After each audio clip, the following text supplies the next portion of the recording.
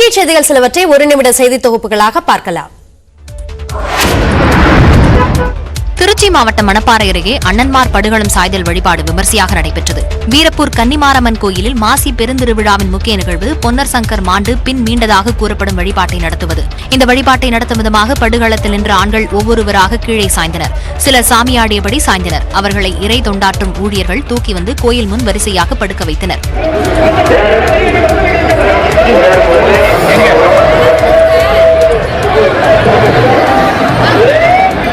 நள்ளிரவு கீழே சாய்ந்தவர்கள் விடிய விடிய அவ்வாறே படுத்திருந்தனர். அதிகாலை சிறுமி ஒருவர் சாமியாடியபடி தீர்த்த குடத்துடன் சென்று வரிசையாக படுத்திருந்த ஆண்கள் மீது தீர்த்த நீரை தெளித்தார். பின்னர் அவர்கள் துள்ளி குதித்து எழுந்தனர்.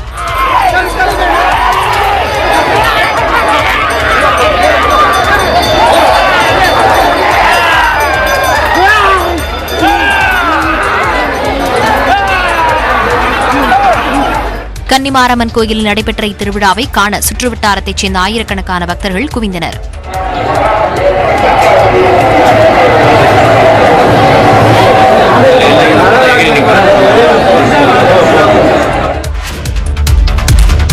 கர்நாடக மாநிலத்திற்கு இன்று பயணம் மேற்கொள்ளும் பிரதமர் நரேந்திர மோடி விவசாயிகள் நலநிதி திட்டத்தின் கீழ் 13வது தவணை நிதியை விடுவிக்கிறார்.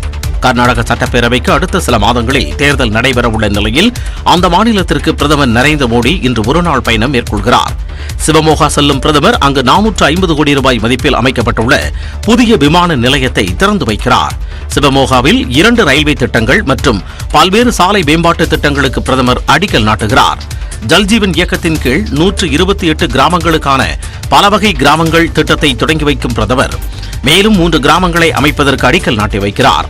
இதேபோல 44 ஸ்மார்ட் சிட்டி திட்டங்களை தொடங்கி வைக்கிறார். இதனைத் தொடர்ந்து பெலகாவி செல்லும் பிரதமர் விவசாயிகள் நலநிதி திட்டத்தின் கீழ் விவசாயிகளுக்கு 13வது தவணை நிதியை விடுவிக்கிறார். 8 கோடிக்கும் மேற்பட்ட விவசாயிகளின் வங்கிக் கணக்கில் 16,000 கோடி ரூபாய் வரவு வைக்கப்படுகிறது. பெலகாவி ரயில் நிலையம் உள்ளிட்டவற்றை பிரதமர் திறந்து வைக்கிறார். உள்ளாட்சித் தேர்தலை நடத்த வலியுறுத்தி பொதுமக்கள் 1000க்கும் மேற்பட்டோர் இலங்கை தலைநகர் கொழும்புவில் போராட்டத்தில் ஈடுபட்டனர். இலங்கை கடும் பொருளாதார நெருக்கடியில் சிக்கி தவித்து வருகிறது. இதனால் அத்தியாவசியப் பொருட்களின் விலை பன்மடங்கு உயர்ந்ததால் பொதுமக்கள் கடும் சிரமத்திற்கு ஆளாகியுள்ளனர். இதனிடையே இலங்கையில் மார்ச் 9ஆம் தேதி உள்ளாட்சித் தேர்தல் நடத்த திட்டமிடப்பட்டது. ஆனால் நிதி பற்றாக்குறை காரணமாக தேர்தல் நடத்த நிதி ஒதுக்க முடியாத சூழல் நிலவி வருவதாகவும் இதனால் உள்ளாட்சித் தேர்தல் தள்ளி வைக்கப்படுவதாகவும் தேர்தல் ஆணையம் அறிவித்தது. இதனை கண்டித்து எதிர்க்கட்சியான தேசிய மக்கள் சக்தி கட்சியின் ஆதரவாளர்கள் 1000க்கும் மேற்பட்டோர் தலைநகர் கொழும்புவில் போராட்டத்தில் ஈடுபட்டனர். பேரணியாக சென்றவர்களை தடுத்து நிறுத்திய இலங்கை போலீசார் மற்றும் பாதுகாப்பு படையினர் தண்ணீரை பீச்சியும் கண்ணீர் புகை குண்டுகளை வீசியும் அவர்களை கலைக்க முயன்றனர். இதில் காயமடைந்த 15 பேர் மருத்துவமனையில் சிகிச்சைக்காக அனுமதிக்கப்பட்டுள்ளனர். இந்த சம்பவத்தால் இலங்கை தலைநகரில் பதற்றமான சூழல் நிலவி வருகிறது.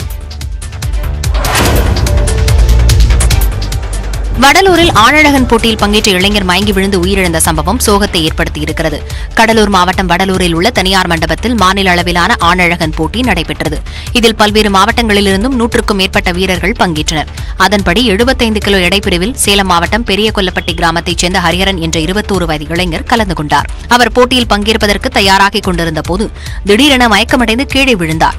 உடனடியாக அங்கிருந்தவர்கள் ஹரிஹரனை மருத்துவமனைக்கு கொண்டு சென்றனர். அவரை பரிசோதித்த மருத்துவர்கள் அவர் ஏற்கனவே உயிரிழந்துவிட்டதாக கூறினர்.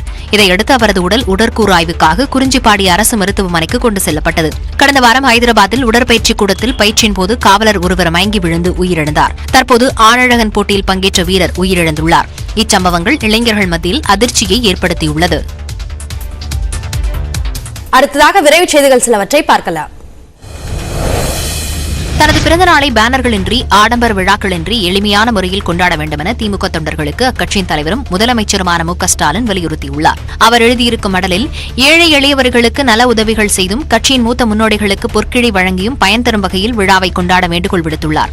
தமிழ்நாட்டை முதன்மை மாநிலமாக்குவோம், இந்தியாவின் பன்முகத்தன்மையை காப்போம் என்பதே தனது பிறந்தநாள் செய்தி என கூறியுள்ள மு.க. ஸ்டாலின் சமூக நீதி, சமத்துவம், சுயமரியாதை, மாநில உரிமையை தேசிய அளவில் நிலைநாட்டும் ஜனநாயக அரப்பணைக்கு தொண்டர்கள் அளிக்கும் ஒத்துழைப்பையே சிறந்த வாழ்த்துக்களாக கருதுவேன் எனவும் குறிப்பிட்டுள்ளார். நெல்லை, கோவையை தொடர்ந்து மேலும் பல்வேறு மாவட்டங்களில் இலக்கிய திருவிழாக்களை நடத்த திட்டமிட்டுள்ளதாக பள்ளிக்கல்வித்துறை அமைச்சர் அன்பில் மகேஷ் தெரிவித்துள்ளார். பள்ளிக்கல்வித்துறை மற்றும் பொது நூலகத்துறை சார்பில் கோவையில் சிறுவாணி இலக்கிய திருவிழா நடைபெற்றது. நிறைவு விழாவில் பங்கேற்ற அமைச்சர் அன்பில் மகேஷ் இலக்கிய திருவிழா போட்டிகளில் வெற்றி பெற்றவர்களுக்கு சான்றிதழ்களை வழங்கினார். நிகழ்ச்சியில் பேசிய அவர், இலக்கிய திருவிழாக்கள் மூலம்தான் தாய்மொழியை பாதுகாக்க முடியும் என்று கூறினார்.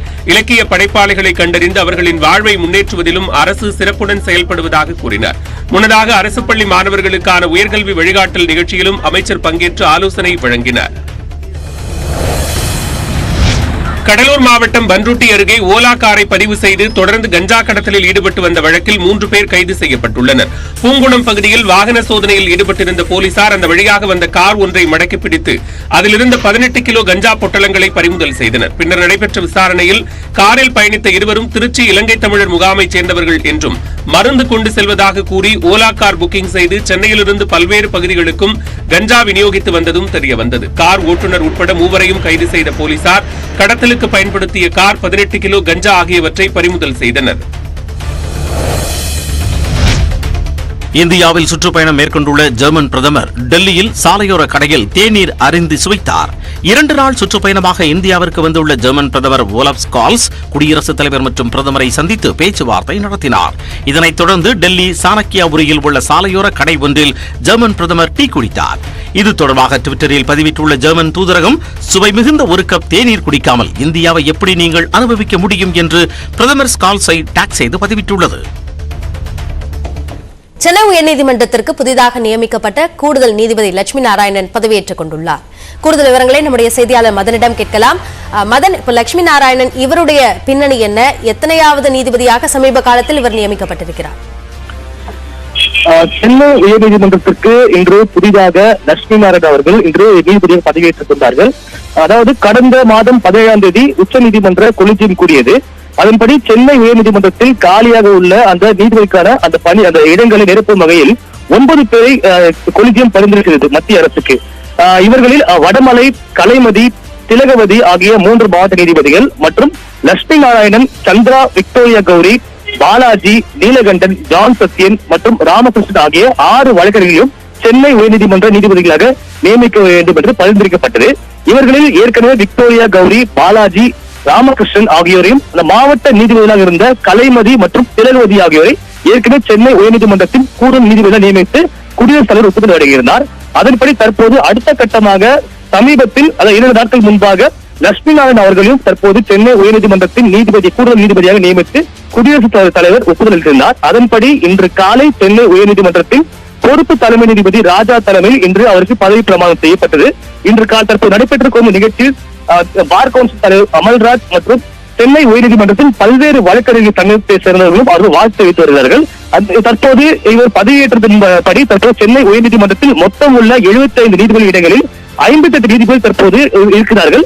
மேலும் இந்த காலி இடங்களின் எண்ணிக்கை தற்போது 17ஆக குறைந்துள்ளது. அபிநயா,